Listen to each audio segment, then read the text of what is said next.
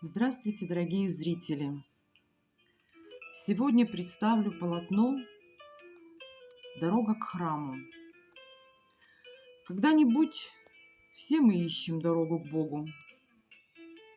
Кто раньше, кто позже. Но душа всегда говорит с Богом. Это как и в жизни. Мы проходим свой путь. Кто длинный, кто короткий. Но всех дорога приводит к храму.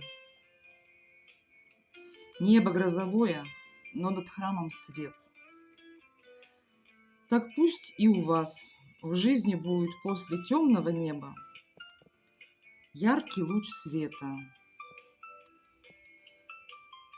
И не забывайте про дом Бога. Желаю всем удачи!